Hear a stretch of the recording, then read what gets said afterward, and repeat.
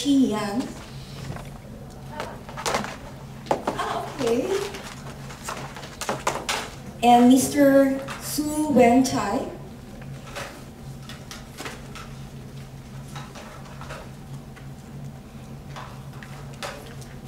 So can we ask our speakers to come over?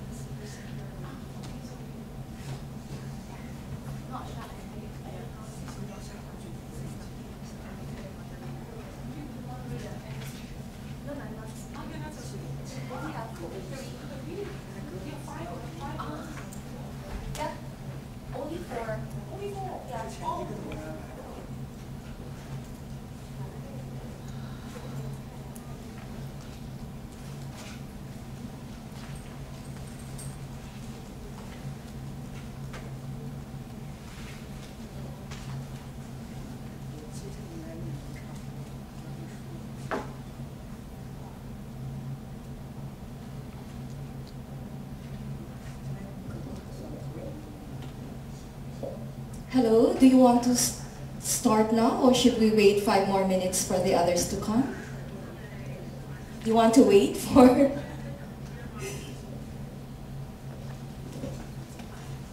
Because I think the other session has just finished.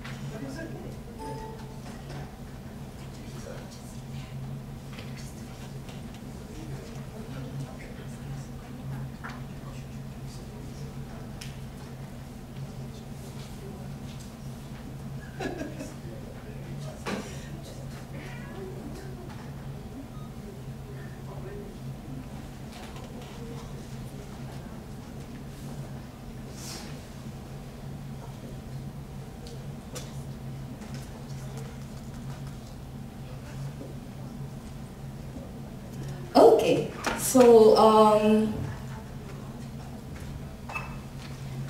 we have a very few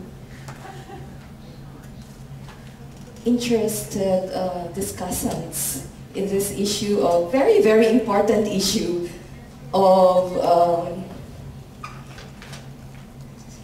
class, gender, and social ecology.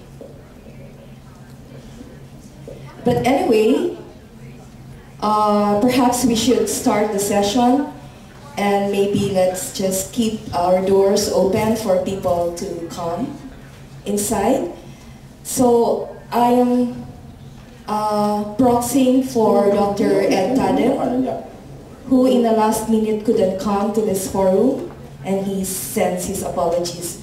So we have 4 discussants for this session. And we are still on the theme of alternative local initiatives and social innovations, with the sub-theme of class, gender, and social ecology. So for this session, we have four speakers. We have Dr. Shun-hing, and we have Miss Samantha Hargreaves from South Africa, and Dr. Awa Ba. She couldn't come to this forum as well, so she's not here. But we have Dr. Shi Yan and Mr. Wencai. So should we go with Dr. Shun-hing first? Okay, so you only have 15 minutes, and may I ask my... No, I will do the timing, so...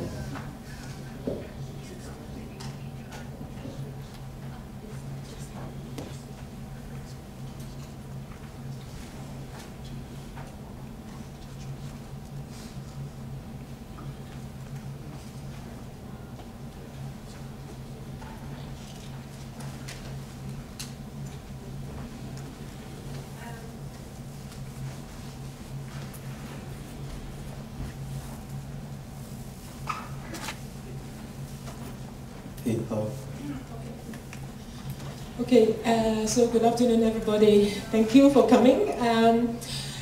The topic that Kinchi asked me to talk about in this forum is peace movement, ecology, and livelihood practices in mainland China, Taiwan, and Hong Kong. And actually, this is a presentation based on our projects that we've been doing in the past 2 to 3 years with a group of sisters, friends, across in China, in mainland China, Taiwan, Hong Kong. Yeah, so it is sort of a collective effort. Yeah, okay, and some of us here, including the interpreter Fang Ji and Loyan and Zhao Chun, who are sitting here. Yeah, and maybe first of all.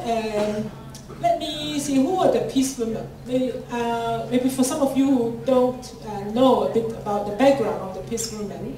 So quickly, there are women who work for peace, which is defined not only by the absence of military wars, but to include the care for ecology, human security, social justice, cultural diversity, economic equity, and so on. So it's more related to everyday life. And it's also related to the 1,000 women who were originally nominated globally to compete for the Nobel Peace Prize in 2005. And those included in the expanding list later on, meaning there are more and more people actually included in the list.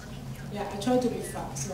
So who are these 108 Chinese peace women? So in the 1,000 list, there are actually 108 from China.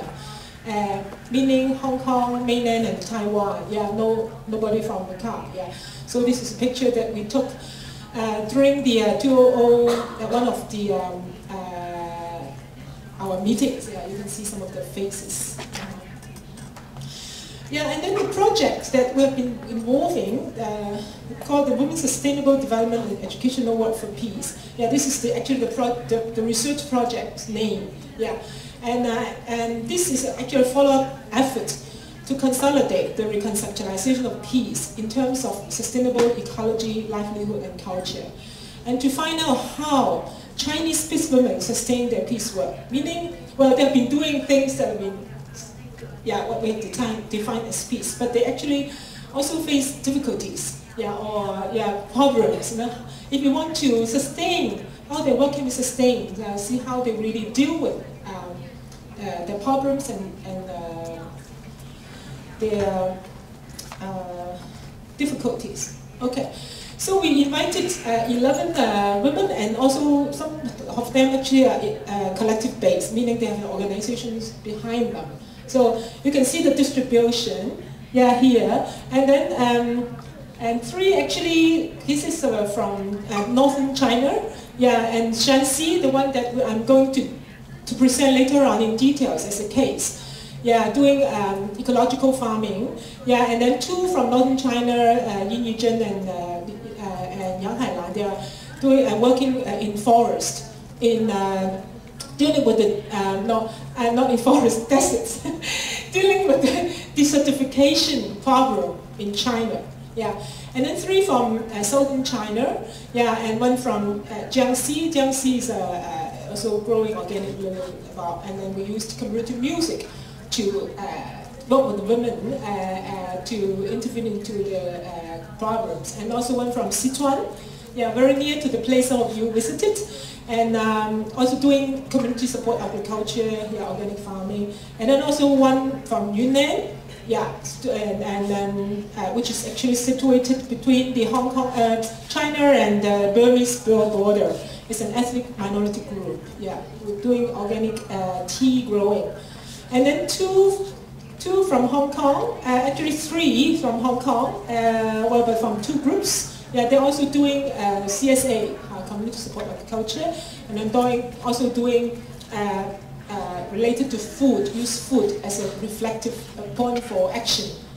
And 3 from Taiwan, a women's cooperative, and then women from Taidong also doing organic farming and food processing in a very, very traditional ways, and also a community in the south, Kaohsiung, where traditional Hakka culture is how to revive that as a means to attract new young people to come back to reconstruct the rural, as a means to sustain the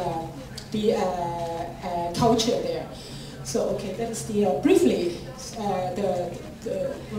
So our project, we try to articulate the particular piece in terms of sustainability terms, meaning we try to put ecology, livelihood and culture and knowledge production in a connected way. Meaning our concern, of course, then to care for the ecology, but how is it actually related to the maintenance of the livelihood? And also culture here more, we deal with the community level.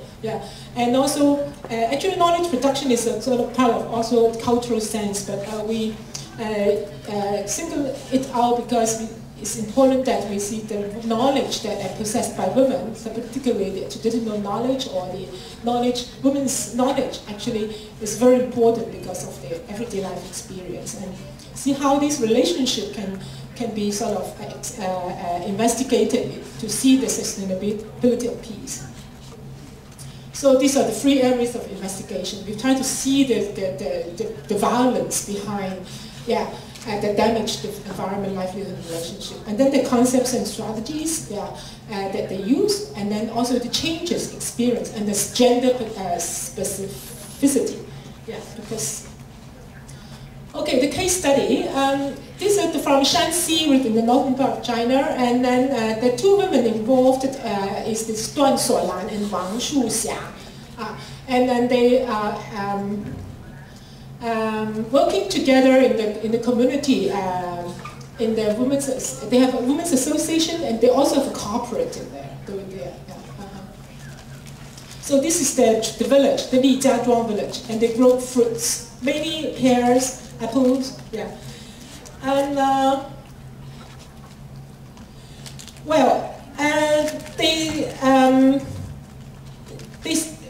village, many of the villages actually started to use stop using chemical fertilizers already. But they still use a lot of pesticides because for growing fruits it's easy to have worms and germs and those. So this is the picture that I took when I visited them for the first time. You see all those bottles of pesticide, different kinds, is amazing. Yeah, so I just show you some of the. So very briefly, the chemical fertilizers and pesticides used in mainland China, and its top user and the second producer in the world. And you can see the figures, 1.3 million used per year, and then chemical fertilizers also, and a lot. So just give you an idea, yeah. And then the environmental crisis caused by agricultural pollution. So you have millions and millions of tons of chemical fertilizers and pesticides actually dumped and onto the land and the vegetation, and so get polluted, and then more arable land become hardened or sandy, and pollution, rivers, lakes, and also food security. Of course, these are known problems. So we try to see there are actually the direct structural and cultural violence behind all this usage. So the direct violence meaning, well, consumers